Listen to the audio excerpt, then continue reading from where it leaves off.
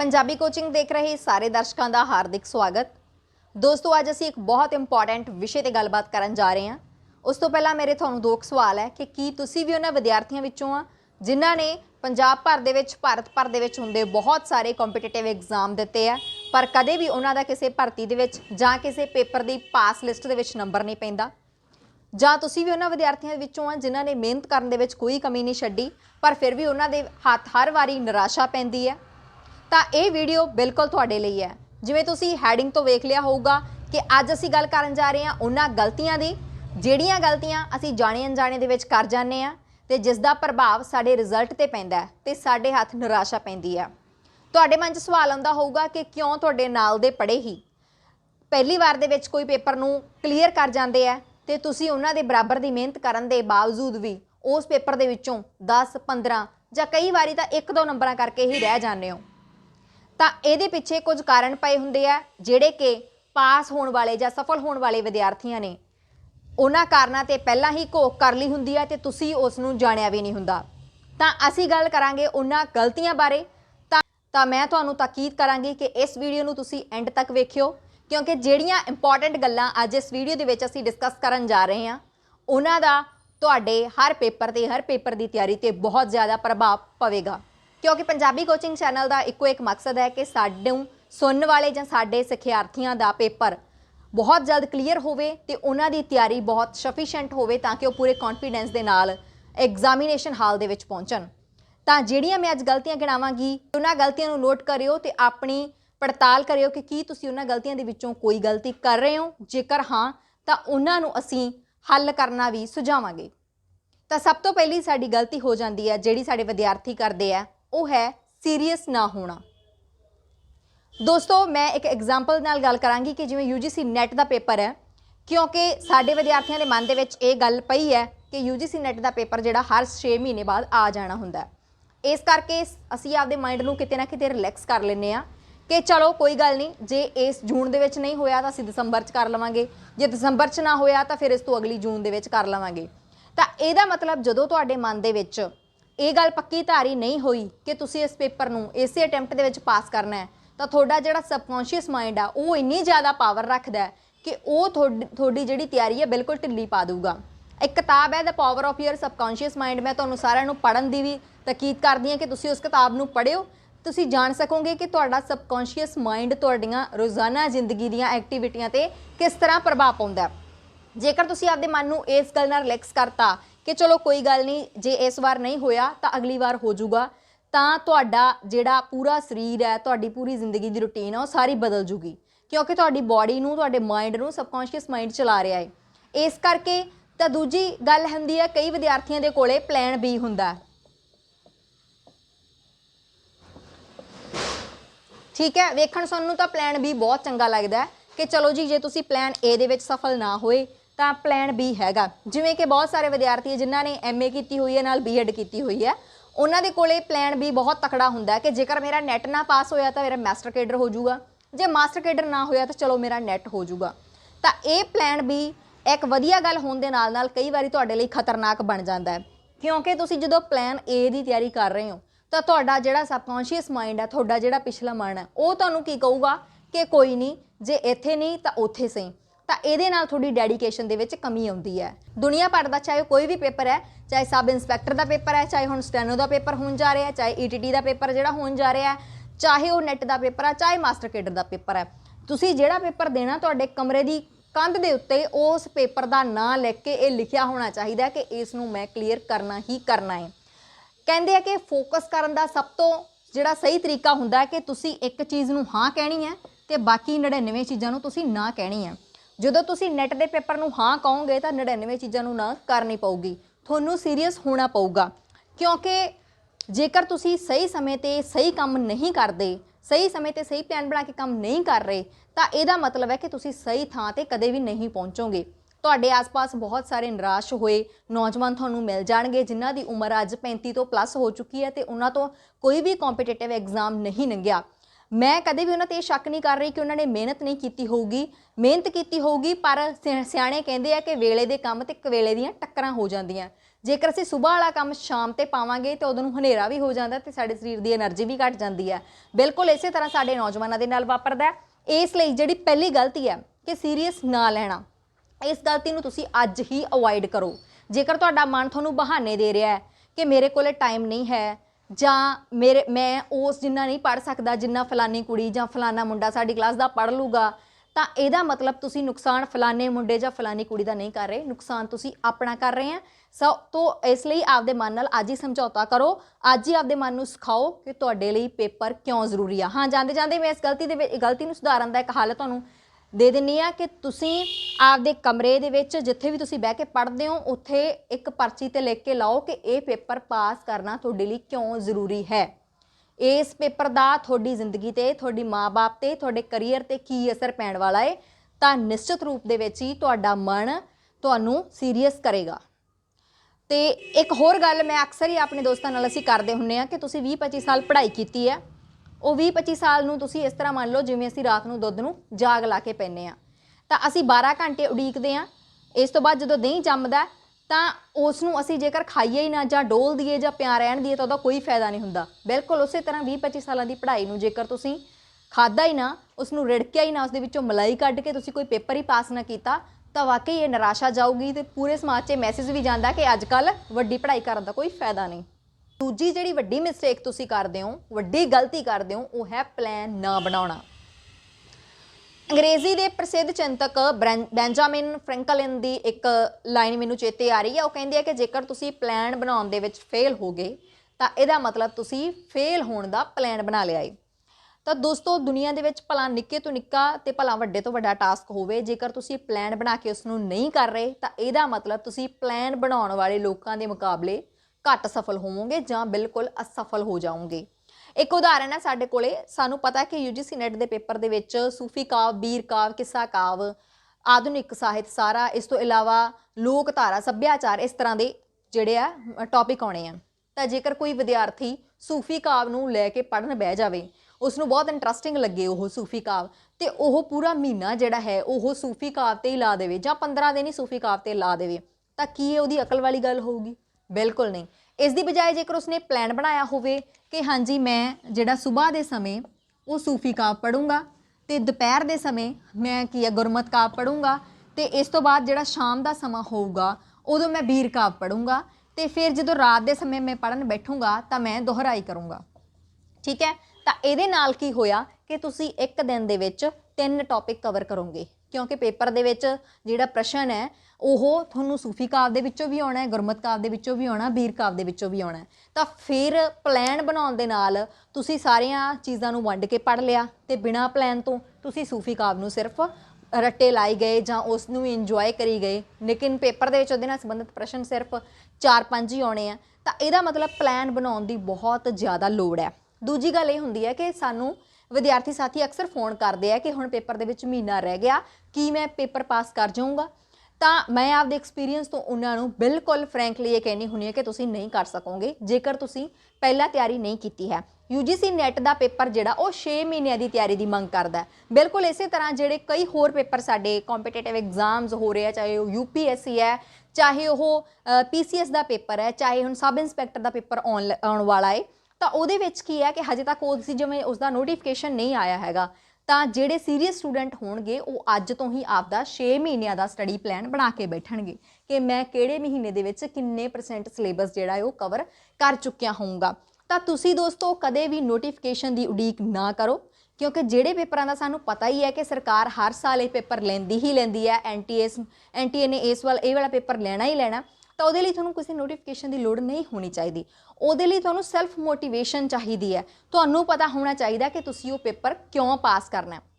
ਤਾਂ ਇਸ ਲਈ ਕਦੇ ਵੀ ਤੁਹਾਨੂੰ ਇਹ ਨਹੀਂ ਹੈ ਕਿ ਤੁਸੀਂ 800 ਪੰਨਿਆਂ ਦੀ ਕਿਤਾਬ ਲਿਆ ਕੇ ਆਪਦੇ ਸਾਹਮਣੇ ਰੱਖ ਲਈ ਤੇ ਉਸ ਨੂੰ ਪੜ੍ਹਨ ਬੈਠ ਗਏ। ਠੀਕ ਹੈ, ਤਾਂ ਉਹ ਪੜ੍ਹਾਈ ਤੁਹਾਡੀ ਮੈਂ ਯਕੀਨ ਨਾਲ ਕਹਿ ਸਕਦੀ ਹਾਂ ਕਿ ਖੂਹ ਵਿੱਚ ਜਾਂਦੀ ਹੈ ਜੇਕਰ ਤੁਸੀਂ ਪਲਾਨ ਨਹੀਂ ਬਣਾਉਂਦੇ ਤਾਂ। ਸੋ ਇਸ ਲਈ ਪਲਾਨ ਬਣਾਉਣਾ ਬਹੁਤ ਜ਼ਰੂਰੀ ਹੈ। ਤਾਂ ਤੀਜੀ ਜੇਕਰ ਅਸੀਂ ਗਲਤੀ ਦੀ ਗੱਲ ਕਰੀਏ ਤਾਂ ਉਹ ਹੈ ਜੀ PYQ ਨੂੰ ਇਗਨੋਰ ਕਰਨਾ। PYQ previous year questions. ਦੋਸਤੋ ਜਿਹੜੇ ਪ੍ਰੀਵੀਅਸ ਈਅਰ ਕੁਐਸਚਨਸ ਆ ਜਾਂ ਪਹਿਲਾਂ ਵਾਲੇ ਸਾਲਾਂ ਵਿੱਚ ਆਏ ਹੋਏ ਪ੍ਰਸ਼ਨ ਹੈ, ਉਹ ਤੁਹਾਡੇ ਕਿਸੇ ਵੀ ਪੇਪਰ ਦੀ ਤਿਆਰੀ ਦੇ ਵਿੱਚ ਰਾਮਬਾਣ ਸਿੱਧ ਹੋ ਸਕਦੇ ਆ। ਉਹ ਕਿਵੇਂ? क्योंकि मान लो तुसी पिछले साल का पेपर वेख्या तो उहदे विच तुहानूं पता लग जाता है पहले नंबर ते कि प्रश्न जिहड़ा है सिलेबस के किहड़े एरिया तो पुछया जा रहा। दूजे नंबर ते तुहानूं पता लग जाता है कि प्रश्न जिहड़ा वो पुछया किवें जा रहा। कि तुहानूं सीधा ही किसी कवि का नाम दे के जन्म तरीक पुछी जा रही है जां कोई वड्डा पैरा दे के पुछया जा रहा कि यह किस दियां सतरां है जां यह किस दी विचारधारा है जां यह किहड़ी किताब दे विचों लईआं गईआं। तां प्रीवियस ईयर क्वेश्चनस देखण दे नाल तुहाडी जिहड़ी है 50% तैयारी मानसिक तौर पर हो जाती है। उहदा कारण की है कि जदों तुसीं क्वेश्चनस देख लोगे तो मान लो सूफी काव्य नाल संबंधित तुसीं 15 प्रश्न देख ले कि पिछले साल किहो जिहे आए हुए है। तो बिल्कुल जो तुसीं सूफी काव्य की तैयारी करन लगोगे तो तुहाडे मन दे विच तुहाडे मन ने घंटी खड़का देनी है कि ये वाला जिहड़ा प्रश्न है वो पहलां पुछया गया सी। तो इहदा मतलब तुसीं उस ते ज़्यादा जोर दिओगे।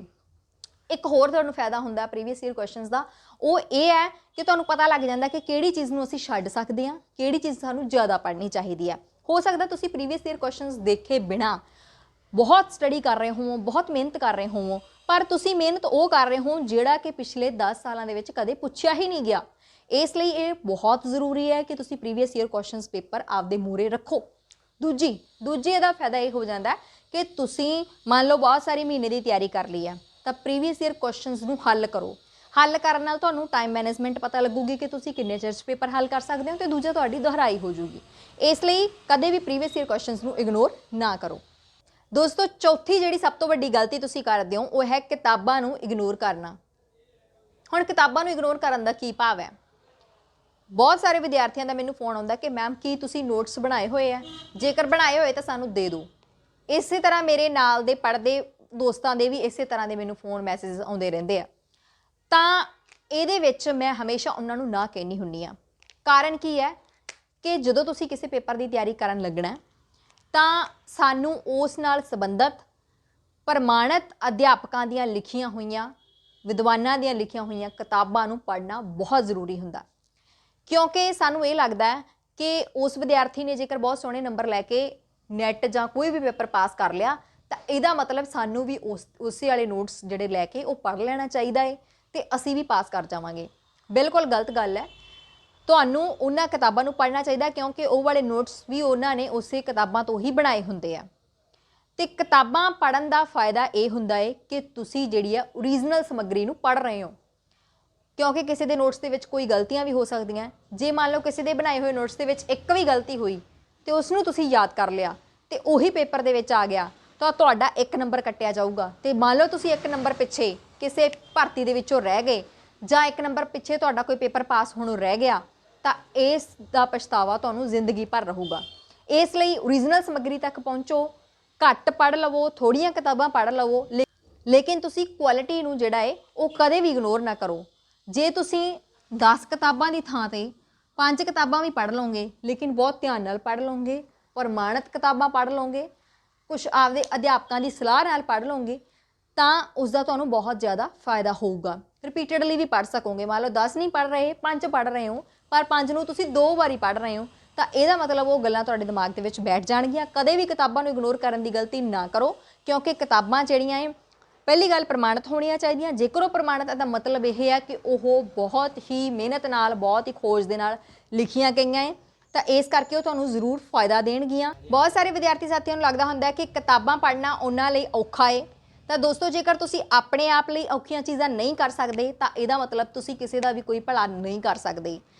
ਜੇਕਰ ਤੁਸੀਂ ਅੱਜ ਤੋਂ 10-15 ਸਾਲ ਬਾਅਦ ਕੋਈ ਸੌਖੀ ਜ਼ਿੰਦਗੀ ਜਿਉਣਾ ਚਾਹੁੰਦੇ ਹੋ ਜਾਂ ਉਹੋ ਜਿਹੀ ਜ਼ਿੰਦਗੀ ਨਹੀਂ ਜਿਉਣਾ ਚਾਹੁੰਦੇ ਜਿਹੋ ਜਿਹੀ ਤੁਹਾਡੇ ਕੋਲ ਇਸ ਵਕਤ ਹੈਗੀ ਆ ਤਾਂ ਇਹਦਾ ਮਤਲਬ ਤੁਹਾਨੂੰ ਕੁਝ ਔਖਿਆਈਆਂ ਦੇ ਵਿੱਚੋਂ ਲੰਘਣਾ ਹੀ ਪਊਗਾ ਤੇ ਉਸ ਸਫਲਤਾ ਦੀ ਜਿਹੜੀ ਤਸੱਲੀ ਆ ਉਹ ਵੱਖਰੇ ਕਿਸਮ ਦੀ ਹੁੰਦੀ ਹੈ ਜਿਹੜੀ ਬਹੁਤ ਮਿਹਨਤ ਕਰਕੇ ਤੁਸੀਂ ਕੀਤੀ ਹੋਵੇ।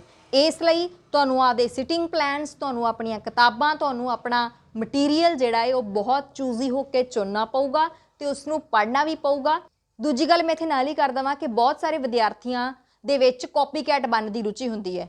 ਉਹਨਾਂ ਨੂੰ ਲੱਗਦਾ ਕਿ ਜੇਕਰ ਫਲਾਨਾ ਵਿਦਿਆਰਥੀ ਇਸ ਤਰ੍ਹਾਂ ਪੜ੍ਹ ਰਿਹਾ ਸੀ ਤਾਂ ਮੈਨੂੰ ਵੀ ਉਵੇਂ ਪੜ੍ਹਨਾ ਚਾਹੀਦਾ ਹੈ। ਜੇ ਉਹ ਰਾਤਾਂ ਨੂੰ ਪੜ੍ਹਦਾ ਤਾਂ ਮੈਨੂੰ ਵੀ ਰਾਤਾਂ ਨੂੰ ਪੜ੍ਹ ਲੈਣਾ ਚਾਹੀਦਾ ਹੈ। ਜੇਕਰ ਉਹ YouTube ਤੇ ਸੁਣ ਕੇ ਸਿੱਖਦਾ ਤਾਂ ਮੈਂ ਵੀ ਉਸ ਤਰ੍ਹਾਂ ਸਿੱਖ ਲੂੰਗਾ। ਨਹੀਂ, ਬਿਲਕੁਲ ਤੁਹਾਨੂੰ ਆਪਣੀ ਆਪ ਦੀ ਕੁਆਲਿਟੀ ਪਛਾਣਨੀ ਪਊਗੀ। ਬਹੁਤ ਸਾਰੇ ਦੋਸਤ ਹੁੰਦੇ ਆ ਜਿਹੜੇ ਕਿ ਪੜ੍ਹ ਕੇ ਬਹੁਤ ਵਧੀਆ ਸਿੱਖ ਸਕਦੇ ਆ। ਦੂਸਰੀ ਤਰ੍ਹਾਂ ਦੇ ਹੁੰਦੇ ਜਿਹੜੇ ਗਰੁੱਪਸ ਦੇ ਵਿੱਚ ਵਧੀਆ ਸਿੱਖ ਸਕਦੇ ਆ। ਇਸ ਲਈ ਕਦੇ ਵੀ ਕਾਪੀ ਕੈਟ ਵਾਲੀ ਰੁਚੀ ਨਾ ਅਪਣਾਓ।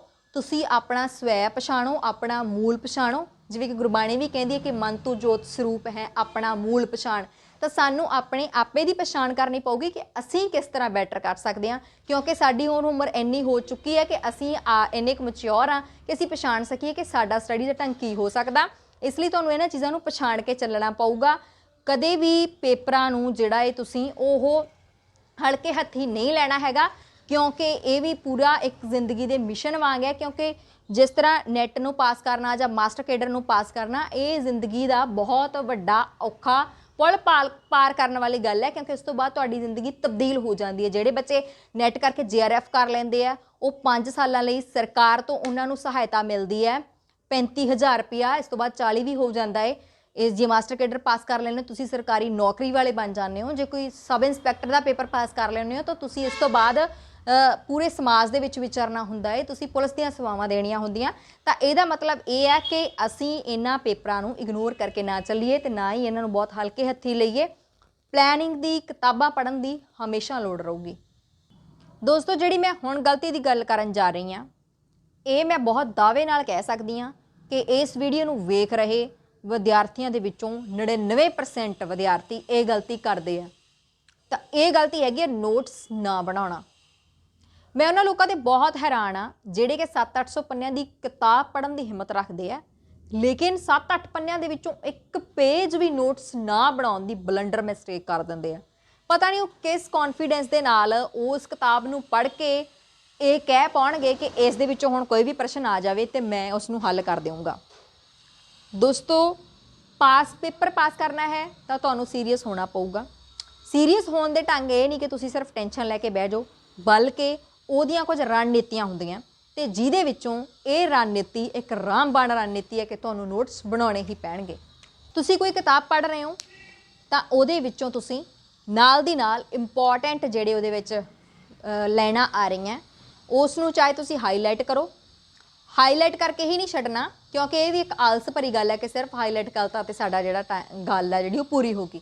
ਨਹੀਂ, ਤੁਹਾਡੇ ਕੋਲ ਹਮੇਸ਼ਾ ਇੱਕ ਕਾਪੀ ਤੇ ਪੈਨ ਹੋਣਾ ਚਾਹੀਦਾ, ਜਿਸ ਦੇ ਨਾਲ ਤੁਸੀਂ ਇੱਕ ਪੰਨੇ ਦੇ ਵਿੱਚੋਂ ਘੱਟੋ ਘੱਟ 4 ਲਾਈਨਾਂ ਜਿਹੜੀਆਂ ਆਪਦੀ ਕਾਪੀ ਤੇ ਲਿਖੀਆਂ ਹੋਣ। ਇਸ ਦਾ ਫਾਇਦਾ ਕੀ ਹੋਊਗਾ ਕਿ ਜਦੋਂ ਤੁਸੀਂ ਇੱਕ 500 ਪੰਨਿਆਂ ਦੀ ਕਿਤਾਬ ਪੂਰੀ ਪੜ੍ਹ ਲਈ ਤਾਂ ਇੱਕ ਹਫ਼ਤੇ ਬਾਅਦ ਤੁਹਾਡੇ ਕੋਲ ਲਗਭਗ 20-25 ਪੰਨਿਆਂ ਦੇ ਨੋਟਸ ਉਸ ਕਿਤਾਬ ਦੇ ਬਾਬਤ ਹੋਣੇ ਚਾਹੀਦੇ ਆ। ਤੇ ਤੁਸੀਂ ਉਸ ਨੂੰ ਜਦੋਂ ਦੁਬਾਰਾ ਉਸ ਕਾਪੀ ਨੂੰ ਖੋਲ੍ਹ ਕੇ ਪੜ੍ਹੋਗੇ ਨਾ 20-25 ਪੰਨਿਆਂ ਨੂੰ, ਤਾਂ ਪੂਰੀ ਦੀ ਪੂਰੀ ਕਿਤਾਬ ਜਿਹੜੀ ਤੁਹਾਡੇ ਮਨ ਦੇ ਵਿੱਚ ਰਿਵਾਈਜ਼ ਹੋ ਜਾਊਗੀ। ਤੇ ਇਸ ਤੋਂ ਇਲਾਵਾ ਜਦੋਂ ਤੁਸੀਂ ਪੇਪਰ ਦੇਣ ਦੇ ਵਿੱਚ ਤੁਹਾਡੇ 10-15 ਦਿਨ ਰਹਿ ਜਾਂਦੇ ਆ ਜਾਂ ਹਫ਼ਤਾ ਹੀ ਰਹਿ ਜਾਂਦਾ, ਤਾਂ ਉਹ ਬਣਾਏ ਹੋਏ ਨੋਟਸ ਤੁਹਾਨੂੰ ਬਹੁਤ ਤਸੱਲੀ ਦੇਣਗੇ। ਤੁਹਾਨੂੰ ਆਪਣੇ ਮਾਨਸਿਕ ਖੁਸ਼ੀ ਤੇ ਕੌਨਫੀਡੈਂਸ ਹੋਊਗਾ, ਕਿਉਂਕਿ ਤੁਸੀਂ ਆਪਦੇ ਓਰੀਜਨਲ ਸੋਰਸਸ ਤੋਂ ਉਹ ਨੋਟਸ ਤਿਆਰ ਕੀਤੇ ਹੋਣਗੇ। ਦੂਜੀ ਗੱਲ, ਜਿਹੜੇ ਦੋਸਤ ਨੋਟਸ ਇੱਕ ਦੂਜੇ ਤੋਂ ਮੰਗਦੇ ਰਹਿੰਦੇ ਆ, ਉਹਨਾਂ ਨੂੰ ਲੱਗਦਾ ਕਿ ਸ਼ਾਇਦ ਦੂਜਿਆਂ ਦੇ ਨੋਟਸਾਂ ਦੇ ਵਿੱਚ ਬਹੁਤ ਸੰਜੀਵਨੀ ਬੂਟੀ ਹੈ ਤੇ ਜਿਹੜਾ ਮੈਂ ਨੋਟਸ ਬਣਾਇਆ ਉਹਦੇ ਵਿੱਚ ਕੁਛ ਘੱਟ ਹੈ। ਬਿਲਕੁਲ ਨਹੀਂ, ਤੁਸੀਂ ਜਿਹੜੇ ਨੋਟਸ ਬਣਾਏ ਹੋਣਗੇ ਉਹਦੇ ਲਈ ਤੁਸੀਂ ਖੁਦ ਜ਼ਿੰਮੇਵਾਰ ਹੋਵੋਗੇ ਤੇ ਆਪਣੇ ਲਈ ਤੁਸੀਂ ਧਿਆਨ ਰੱਖ ਕੇ ਵੀ ਬਣਾਏ ਹੋਣਗੇ। ਕਿਸੇ ਦੇ ਨੋਟਸਾਂ ਦੇ ਨਹੀਂ ਰਹਿਣਾ ਚਾਹੀਦਾ, ਤੁਹਾਨੂੰ ਆਪਣੇ ਨੋਟਸ ਬਣਾਉਣੇ ਚਾਹੀਦੇ ਆ। ਆਪਣੇ ਨੋਟਸਾਂ ਦਾ ਇਹ ਮਤਲਬ ਹੁੰਦਾ ਕਿ ਤੁਹਾਨੂੰ ਆਪਣੀ ਗੱਲ ਛੇਤੀ ਸਮਝ ਆਊਗੀ।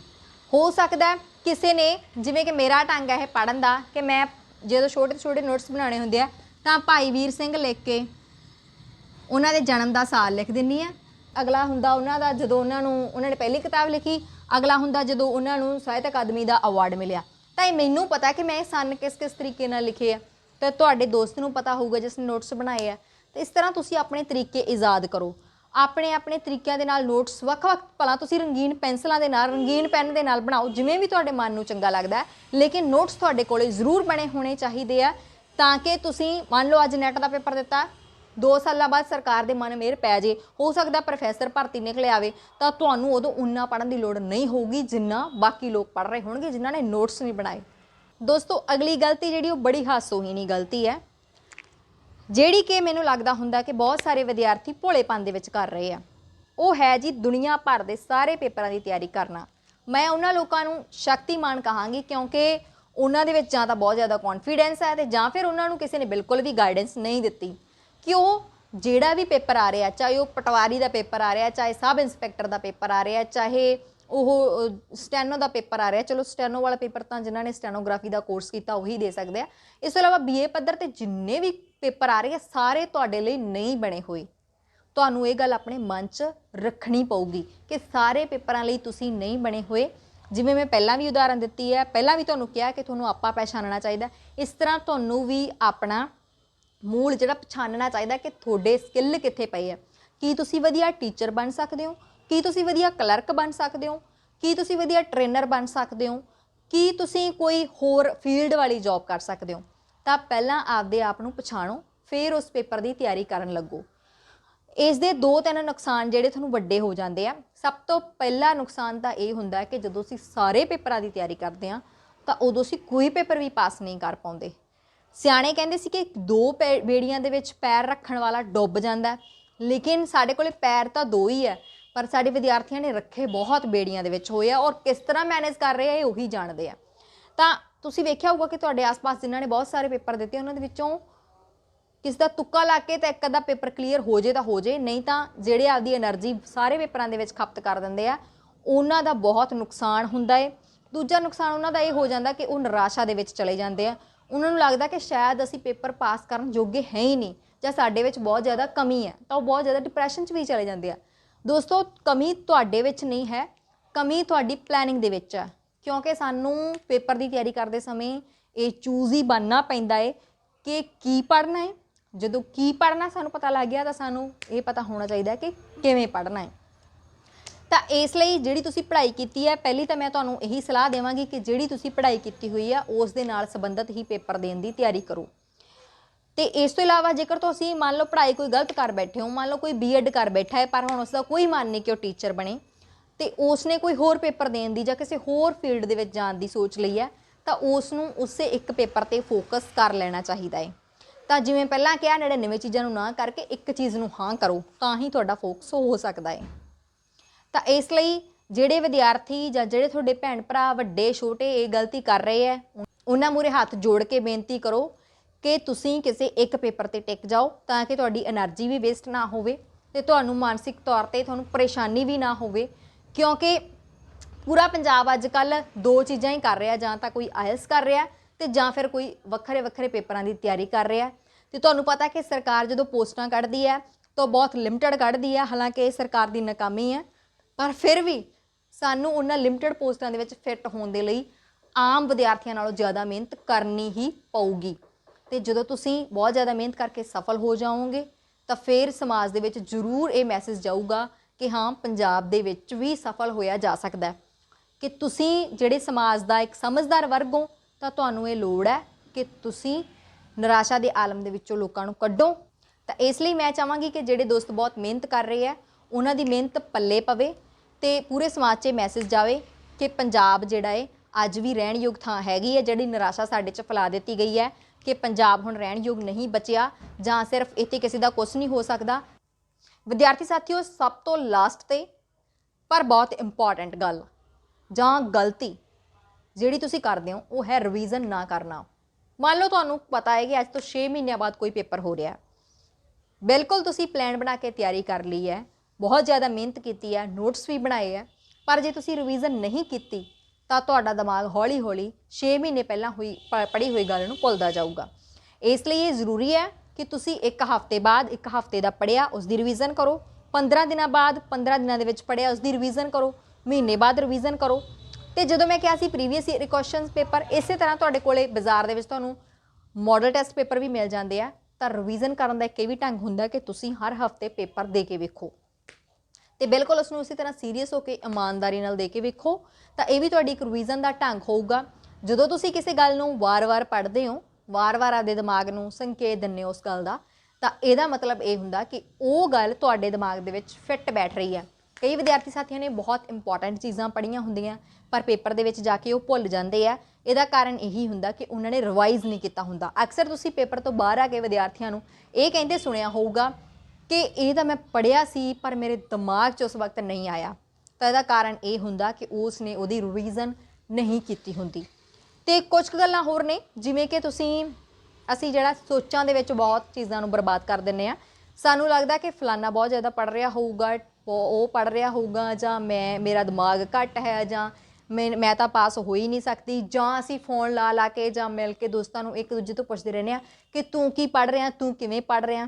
ਤਾਂ ਇਹਦੇ ਨਾਲ ਅਸੀਂ ਸਟ੍ਰੈਸ ਲੈ ਜਾਂਦੇ ਹਾਂ। ਕਈ ਵਾਰੀ ਕੋਈ ਤੁਹਾਡਾ ਦੋਸਤ ਕੋਈ ਇਸ ਤਰ੍ਹਾਂ ਦੀ ਕਿਤਾਬ ਪੜ੍ਹ ਰਿਹਾ ਜਿਹਦੇ ਬਾਰੇ ਤੁਸੀਂ ਪਹਿਲਾਂ ਸੁਣਿਆ ਵੀ ਨਹੀਂ ਸੀ, ਅਤੇ ਤੁਹਾਨੂੰ ਲੱਗਦਾ ਹੈ ਕਿ ਇਹ ਕਿਤਾਬ ਮੈਨੂੰ ਵੀ ਪੜ੍ਹਨੀ ਚਾਹੀਦੀ ਹੈ, ਪਰ ਅਸਲ ਦੇ ਵਿੱਚ ਤੁਸੀਂ ਇੰਨੀ ਪਲੈਨਿੰਗ ਨਾਲ ਪਹਿਲਾਂ ਹੀ ਪੜ੍ਹੇ ਹੁੰਦੇ ਹੋ ਕਿ ਤੁਹਾਨੂੰ ਉਸ ਕਿਤਾਬ ਨੂੰ ਪੜ੍ਹਨ ਦੀ ਨਹੀਂ ਲੋੜ ਹੁੰਦੀ। ਤਾਂ ਅਸੀਂ ਬਿਨਾਂ ਵਜ੍ਹਾ ਦਾ ਸਟ੍ਰੈਸ ਲੈ ਜਾਂਦੇ ਹਾਂ ਕਿ ਜੇ ਉਸਨੇ ਵੀ ਇਹ ਪੜ੍ਹੀ ਹੈ ਤਾਂ ਮੈਨੂੰ ਵੀ ਇਹ ਪੜ੍ਹਨੀ ਚਾਹੀਦੀ ਹੈ। ਬਿਲਕੁਲ ਨਹੀਂ ਦੋਸਤੋ, ਤੁਸੀਂ ਆਪਣੇ ਪਲਾਨ ਅਨੁਸਾਰ ਚੱਲਣਾ ਹੈ, ਆਪਦੀ ਰਿਵੀਜ਼ਨ ਕਰਦੇ ਜਾਣਾ ਹੈ। ਅਤੇ ਮੈਂ ਚਾਹਾਂਗੀ ਕਿ ਤੁਸੀਂ ਸਾਰੇ ਹੀ ਜਿਹੜੇ ਪੜ੍ਹਾਈ ਪ੍ਰਤੀ ਸੀਰੀਅਸ ਹੋ ਉਹਨਾਂ ਨੂੰ ਬਿਲਕੁਲ ਹੀ ਅਜਿਹੀਆਂ ਥਾਵਾਂ 'ਤੇ ਜਾ ਕੇ ਬੈਠਣਾ ਚਾਹੀਦਾ ਜਿਨ੍ਹਾਂ ਥਾਵਾਂ 'ਤੇ ਤੁਹਾਡੀ ਬਹੁਤ ਲੋੜ ਹੈ, ਚਾਹੇ ਟੀਚਿੰਗ ਦਾ ਖੇਤਰ ਹੋਵੇ, ਚਾਹੇ ਉਹ ਪੁਲਿਸ ਦਾ ਖੇਤਰ ਹੋਵੇ, ਚਾਹੇ ਉਹ ਰਾਜਨੀਤੀ ਦਾ ਖੇਤਰ ਹੋਵੇ। ਕਿਸੇ ਵੀ ਖੇਤਰ 'ਤੇ ਚੰਗੇ ਅਤੇ ਮਿਹਨਤੀ ਲੋਕਾਂ ਨੂੰ ਪਹੁੰਚਣਾ ਚਾਹੀਦਾ। ਅਤੇ ਮਿਹਨਤੀ ਅਤੇ ਚੰਗੇ ਲੋਕ ਕਈ ਵਾਰੀ ਅਸਫਲ ਯੋਜਨਾਵਾਂ ਕਰਕੇ ਅਸਫਲ ਹੋ ਜਾਂਦੇ ਆ। ਇਸ ਲਈ ਤੁਹਾਨੂੰ ਆਪਣੀ ਤਿਆਰੀ 'ਤੇ ਮੁੜ ਵਿਚਾਰ ਕਰਨੀ ਚਾਹੀਦੀ ਹੈ। ਇਸ ਵੀਡੀਓ ਤੋਂ ਤੁਹਾਨੂੰ ਪਤਾ ਲੱਗ ਗਿਆ ਹੋਣਾ, ਤਾਂ ਤੁਸੀਂ ਜ਼ਰੂਰ ਹੀ, ਮੈਂ ਆਸ ਕਰਦੀ ਹਾਂ ਕਿ ਤੁਸੀਂ ਜ਼ਰੂਰ ਦੇਖੋਗੇ ਕਿ ਤੁਸੀਂ ਇਹਨਾਂ 'ਚੋਂ ਕਿਹੜੀ ਗਲਤੀ ਕਰ ਰਹੇ ਹੋ ਅਤੇ ਅੱਗੇ ਤੋਂ ਇਹ ਗਲਤੀ ਨਾ ਕਰੋਗੇ। ਦੋਸਤੋ, last but not the least ਗੱਲ, ਮੈਂ ਇਸਨੂੰ ਤੁਸੀਂ ਸਲਾਹ ਸਮਝ ਸਕਦੇ ਹੋ, ਮੇਰੇ ਤਜਰਬੇ ਵਿੱਚੋਂ ਨਿਕਲੀ ਹੋਈ ਗੱਲ ਸਮਝ ਸਕਦੇ ਹੋ। ਤੁਸੀਂ ਪਹਿਲੀ ਵਾਰ ਜੇਕਰ ਸਫਲ ਨਹੀਂ ਹੋ ਰਹੇ ਤਾਂ ਇਹਦਾ ਮਤਲਬ ਇਹ ਨਹੀਂ ਹੈ ਕਿ ਤੁਸੀਂ ਕਦੇ ਵੀ ਸਫਲ ਨਹੀਂ ਹੋਵੋਗੇ। ਪਹਿਲੀ ਵਾਰ ਕਦੇ ਹਾਰ ਦਾ ਮਤਲਬ ਇਹ ਹੁੰਦਾ ਕਿ ਤੁਸੀਂ ਹਜੇ ਸਫ਼ਰ ਦਾ ਹੋਰ ਆਨੰਦ ਮਾਣਨਾ ਹੈ। ਤਾਂ ਹੋਰ ਨਹੀਂ ਤਾਂ ਤੁਹਾਡੇ ਕੋਲੇ ਤਜਰਬਾ ਹੀ ਆਊਗਾ ਅਤੇ ਉਸ ਤਜਰਬੇ ਤੋਂ ਸਿੱਖ ਕੇ ਤੁਸੀਂ ਅਗਲੀ ਵਾਰ ਮੂਹਰਲੀਆਂ ਕਤਾਰਾਂ ਦੇ ਵਿੱਚ ਲਾਜ਼ਮੀ ਖੜ੍ਹੇ ਹੋਵੋਗੇ। ਤਾਂ ਇਸ ਲਈ ਪੋਜ਼ੀਟਿਵ ਰਹੋ, ਤੰਦਰੁਸਤ ਰਹੋ, ਸਿਹਤਮੰਦ ਰਹੋ, ਸਾਹਿਤਮੰਦ ਰਹੋ, ਪੜ੍ਹਾਈ ਨਾਲ ਜੁੜੇ ਰਹੋ। ਧੰਨਵਾਦ।